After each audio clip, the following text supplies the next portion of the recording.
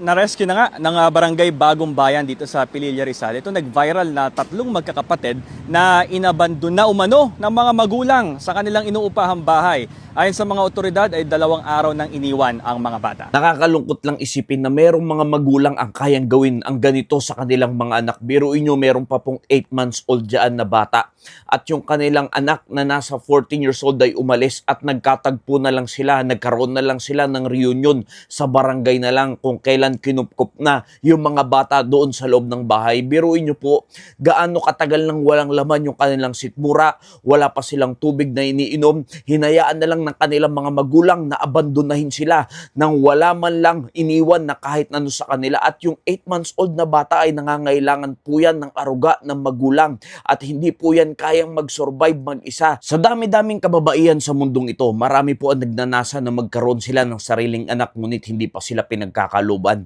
Pero itong mga ito, pinagkalooban sila ng anak pero samantalang sila ay may anak ay hindi po nila tinututukan ng kanilang anak. At ayon po sa ulat, ang mga magulang ay gumagamit daw ng ipinagbabawal na gamot. At alam nyo po, ito yung naging epekto ng kanilang ginagawa. Kaya alam nyo po, lagi ko sinasabi, galing na rin ako sa ganyan. Gumagamit ako ng mga ganyan dati pero wala pong naging magandang naidulot yan sa aking pamuhay. Lalo lang sinisira niya ng aking pag-iisip, ang aking buhay. At ganun din po sa ibang tao, tulad na lamang po sa nangyaring ito.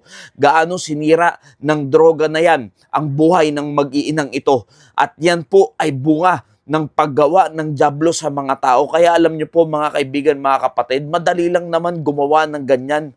Madali lang naman pumasok sa mga ganyang mga klaseng mga bisyo. Pero alam niyo po, mahirap makalabas diyan. Kaya kung ikaw ay magpapamilya, kung ikaw ay papasok sa ganyang klaseng relasyon, siguraduhin mo kaibigan, kapatid, ang pundasyon nyo ay dapat matibay at ang dapat na pundasyon ng isang taong papasok sa pamilya ay ang ating Panginoong Jesucristo. Sabi ng Biblia in Psalms 127, except the Lord build the house, they labor in vain that build it. Ibig sabihin, kung hindi ang Panginoon ang sentro ng lahat ng iyong ginagawa, maging sa pamilya man yan, maging sa trabaho man yan, maging sa pag-aaral mo man yan, maging sa negosyo, sa lahat ng bagay, kung hindi ang Diyos ang sentro ng lahat, lalong-lalo na sa pagbuo ng pamilya, kaibigan kong minamahal, baliwala. Sayang lang, walang kabuluhan ang lahat ng iyong ginagawa. Tulad na lamang po nito, dahil ang dyablo nagbabantay lang po yan.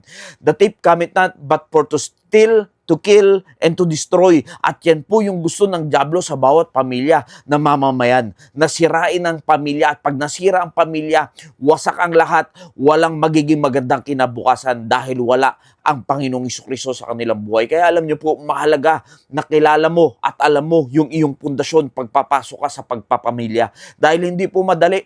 At ang dyablo, napakagaling po manira ng pamilya niyan dahil pag ang nasira ay ang magulang, madadamay pati yung mga anak. Katulad na lamang po sa nangyaring ito. Kalunos-lunos yung sinapit ng mga batang ito. Biruin nyo sa murang edad, yan yung trauma na kanilang mararanasan. Na iniwan sila, inabandon na sila na kanilang mga magulang.